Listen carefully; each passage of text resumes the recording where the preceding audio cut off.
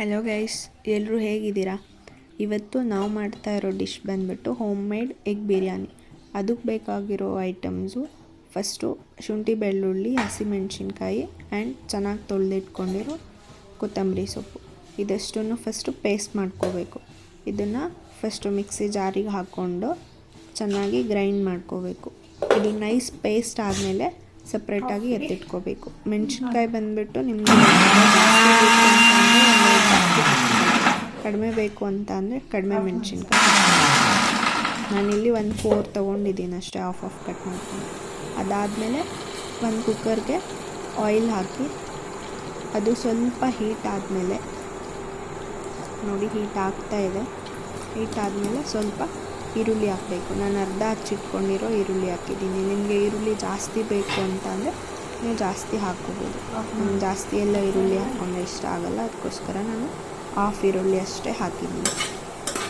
ಇದನ್ನು ಸ್ವಲ್ಪ ಫ್ರೈ ಮಾಡ್ಕೋಬೇಕು. ಲೋ ಫ್ಲೇಮಲ್ಲೇ ಇಟ್ಕೊಂಡು ಫ್ರೈ ಮಾಡ್ಕೋಬೇಕು, ಇಲ್ಲ ಅಂತಂದರೆ ಸಿದೋಗ್ಬಿಡುತ್ತೆ. ಸ್ಲೈಟ್ಲಿ ರೋಸ್ಟ್ ಆಗೋದು ಬಿಟ್ಟು ಹೆವಿ ರೋಸ್ಟ್ ಆಗಿಬಿಡುತ್ತೆ. ಅದಕ್ಕಾಗಿ ಲೋ ಫ್ಲೇಮಲ್ಲಿ ಇಟ್ಕೊಂಡು ಆನಿಯನ್ನ ಫ್ರೈ ಮಾಡ್ಕೊತಾ ಇದ್ದೀನಿ. ಅದಾದಮೇಲೆ ಸ್ವಲ್ಪ ಎಗ್ಸ್ ತೊಗೊಂಡು ಆಲ್ರೆಡಿ ಬಾಯ್ಲ್ ಮಾಡಿರೋ ಎಗ್ಸ್ನ 1/4 ಸೈಡ್ಸು ಲೈಟಾಗಿ ಓಪನ್ ಮಾಡಿಬಿಟ್ಟು ಚಾಕುವಿಂದ ಆ ಎಗ್ಸ್ನ ಈ ಫ್ರೈ ಆಗಿರೋ ಆನಿಯನ್ ಜೊತೆಗೆ ಹಾಕಬೇಕು.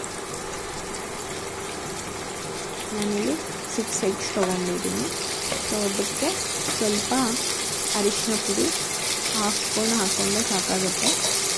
ಅರಿಶಿನ ಪುಡಿ ಸ್ವಲ್ಪ ಖಾರದ ಪುಡಿ, ಅದು ಕೂಡ ಅಷ್ಟೇ. ಆಲ್ರೆಡಿ ಹಸಿಮೆಣ್ಸಿನ್ಕಾಯಿ ಹಾಕಿದ್ದೀವಲ್ಲ ಶುಂಠಿ ಬೆಳ್ಳುಳ್ಳಿ ಪೇಸ್ಟ್ ಜೊತೆಗೆ, ಹಾಗಾಗಿ ಖಾರ ಜಾಸ್ತಿ ಆಗಿಬಿಡುತ್ತೆ. ಅದಕ್ಕೋಸ್ಕರ 1/2 ಸ್ಪೂನ್ ಅಷ್ಟೇ ಖಾರದ ಪುಡಿ ಹಾಕ್ತಾಯಿದ್ದೀನಿ ನಾನು.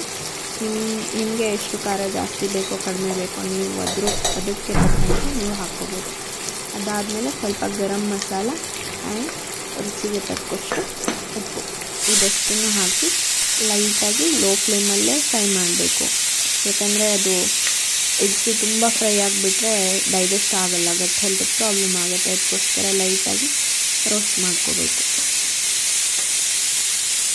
ಅದು ನಿಮ್ಗೆ ಆಲ್ರೆಡಿ ಗೊತ್ತಾಗುತ್ತೆ, ಅಂದರೆ ರೋಸ್ಟ್ ಆಗ್ತಾ ಇರೋವಾಗ ಆಗಿದೆ ಇಲ್ಲ ಅಂತ ನೀವು ಫ್ರೈ ಮಾಡ್ಕೋತಾ ಇರ್ತೀರಲ್ವ, ಆಗಲೇ ಗೊತ್ತಾಗುತ್ತೆ. ಸೊ ಇಲ್ಲಿ ಎಗ್ಗು ಆಲ್ಮೋಸ್ಟ್ ಫ್ರೈ ಆಗಿದೆ. ಇದನ್ನು ಸಪ್ರೇಟ್ ಒಂದು ಬೌಲ್ಗೆ ತೆಗೆದಿಟ್ಕೋಬೇಕು. ಯಾಕೆ 4 ಸೈಡ್ಸ್ ಓಪನ್ ಮಾಡಬೇಕು, 4 or 6 ಸೈಡ್ಸ್ ಓಪನ್ ಮಾಡಬೇಕು ಅಂದರೆ ಅದಕ್ಕೆ ಉಪ್ಪು ಖಾರ ಮಸಾಲ ಎಲ್ಲ ಚೆನ್ನಾಗಾಗುತ್ತೆ ಎಗ್ಸ್ಗೆ. ಅದಕ್ಕೋಸ್ಕರ ಲೈಟಾಗಿ ಓಪನ್ ಮಾಡಿಬಿಟ್ಟು ಹಾಕಬೇಕು. ತುಂಬ ಫುಲ್ ಕಟ್ ಮಾಡಿಬಿಟ್ರೆ ಅದು ಎಗ್ ಯೊಕ್ಕೆಲ್ಲ ಹಡ್ಕೊಂಡು ಚೆನ್ನಾಗಿ ಅನಿಸಲ್ಲ ಟೇಸ್ಟ್. ಲಾಸ್ಟಲ್ಲಿ ಸ್ವಲ್ಪ ಶುಂಠಿ ಬೆಳ್ಳುಳ್ಳಿ ಪೇಸ್ಟ್ನ ಕೂಡ ನಾನು ಆ್ಯಡ್ ಮಾಡ್ತಾ ಇದ್ದೀನಿ. ಶುಂಠಿ ಬೆಳ್ಳುಳ್ಳಿ ಪೇಸ್ಟ್ ಆ್ಯಡ್ ಮಾಡಾದಮೇಲೆ ಅದು ಸ್ವಲ್ಪ ಹಸಿ ವಾಸನೆ ಹೋಗೋವರೆಗೂ ನಾವು ಫ್ರೈ ಮಾಡಬೇಕಾಗತ್ತೆ. ಫ್ರೈ ಆಗಿದ್ದಾದಮೇಲೆ ಸೈಡಿಗೆ ಎತ್ತಿಟ್ಕೊಂಡು ಅದೇ ಒಂದು ಕುಕ್ಕರ್ಗೆ ನಾನು 3 ಗ್ಲಾಸ್ ವಾಟರ್ ಹಾಕ್ಕೊತಾ ಇದ್ದೀನಿ. ಯಾಕಂದರೆ ನಾನು 1.5 ಗ್ಲಾಸ್ ರೈಸ್ ಹಾಕ್ಕೊತಾ ಇದ್ದೀನಿ. ಅದ್ರ 2 ಅಳತೆ ಹಾಕ್ಕೊಬೇಕಲ್ವ, ಅದಕ್ಕೋಸ್ಕರ 3 ಗ್ಲಾಸು ವಾಟರ್ ಹಾಕ್ಕೊಂಡು ಅದಕ್ಕೆ ಎಸೆನ್ಸ್ಗೋಸ್ಕರ 2 ಏಲಕ್ಕಿ, ಸ್ವಲ್ಪ ಪಲಾವ್ ಎಲೆ ಆ್ಯಂಡ್ ಕಸೂರಿ ಮೇಥಿ ಹಾಕ್ಕೊತಾ ಇದ್ದೀನಿ. ಕಸೂರಿ ಮೇಥಿ ನಿಮಗೆಲ್ಲ ಗೊತ್ತೇ ಇರುತ್ತೆ ಅಲ್ವಾ, ಅಡುಗೆ ಮಾಡೋರಿಗೆಲ್ಲ. ಸೊ ಸ್ವಲ್ಪ ಕಸೂರಿ ಮೇಥಿ 1/2 ಸ್ಪೂನ್ ಹಾಕ್ಕೊಂಡ್ರೆ ಸಾಕಾಗುತ್ತೆ. ಕಸೂರಿ ಮೇಥಿ ಆದಮೇಲೆ ಸ್ವಲ್ಪ ಖಾರದ ಪುಡಿ and garam masala and already ಶುಂಠಿ ಬೆಳ್ಳುಳ್ಳಿ ಪೇಸ್ಟ್ ಇಟ್ಕೊಂಡಿದ್ವಲ್ಲ ಅದನ್ನು ಸ್ವಲ್ಪ, ಅದ್ರ ಜೊತೆಗೆ ಅರಿಶಿನ ಪುಡಿ, ಇದಷ್ಟನ್ನು ಹಾಕಿ ಸ್ವಲ್ಪ ನೀರು ಬಿಸಿ ಆಗೋವರೆಗೂ ಬಿಡಬೇಕು.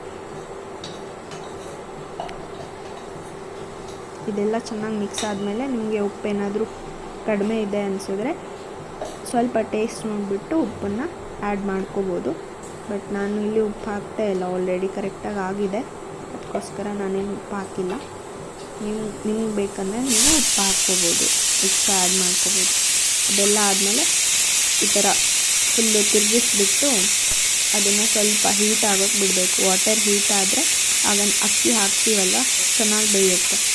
ಅಕ್ಕಿ ಅಂದರೆ ಇನ್ನೂ ತಣ್ಣಗಿರೋ ನೀರಿಗೇ ಅಕ್ಕಿ ಹಾಕಿಬಿಟ್ರೆ ಅಕ್ಕಿ ಚೆನ್ನಾಗಿ ಬೇಯಲ್ಲ, ಅದು ಸ್ವಲ್ಪ ಮುದ್ದೆ ಥರ ಫೀಲ್ ಆಗುತ್ತೆ. ಅಂದರೆ ಅದಕ್ಕೋಸ್ಕರ ಸ್ವಲ್ಪ ಹೀಟ್ ಆಗಿದೆ ನೋಡಿ ವಾಟರ್, ಅದಾದಮೇಲೆ ಅಕ್ಕಿ ಹಾಕಬೇಕು. ನಾನಿಲ್ಲಿ ತೊಗೊಂಡಿರೋ ಅಳತೆ ಬಂದುಬಿಟ್ಟು 1.5 ಗ್ಲಾಸು ಅಕ್ಕಿ, ಅದಕ್ಕೆ 3 ಗ್ಲಾಸು ವಾಟರ್. ಅಕ್ಕಿ ಹಾಕಿನೂ ಅಷ್ಟೇ ಚೆನ್ನಾಗಿ ತಿರುಗಿಸಿ ಅದು ಸ್ವಲ್ಪ ಹೀಟ್ ಆದಮೇಲೆ ಕುಕ್ಕರ್ ಕ್ಯಾಪ್ನ ಲಿಡ್ನ ನೀವು ಕ್ಲೋಸ್ ಮಾಡ್ಕೋಬೋದು. ಸೊ ಇದು 2 ವಿಸಿಲ್ಸ್ ಆಗಿದೆ. 2 ವಿಸಿಲ್ಸ್ ಆದಮೇಲೆ ರೈಸು ಚೆನ್ನಾಗಿ ಬೆಂದಿರುತ್ತೆ. ಅದಕ್ಕೆ ನೀವು ಆಲ್ರೆಡಿ ಫ್ರೈ ಮಾಡಿ ಇಟ್ಕೊಂಡಿರ್ತೀರಲ್ಲ ಎಗ್ಸ್ನ, ಸೊ ಆ ಎಗ್ಗನ್ನು ಹಾಕಿ ಮಿಕ್ಸ್ ಮಾಡಿದ್ರೆ ನಿಮಗೆ ಒಳ್ಳೆ home made egg biryani ready ಆಗುತ್ತೆ. So it's ready to serve. ನಿಮ್ಮ ಫ್ಯಾಮಿಲಿಗೆ ಒಂದ್ಸರಿ ಈ ಥರ ಮನೇಲಿ ಯಾವಾಗಾದರೂ ಫ್ರೀಯಾಗಿರ್ತೀರಲ್ಲ ಸಂಡೇ ಟೈಮ್ ಮಾಡಿಕೊಡಿ, ತುಂಬ ಚೆನ್ನಾಗಿ ಅನಿಸುತ್ತೆ. ಎಲ್ಲರೂ ಒಳ್ಳೆ ಕಾಂಪ್ಲಿಮೆಂಟ್ ಕೊಡ್ತಾರೆ ನಿಮಗೆ. Okay, thank you.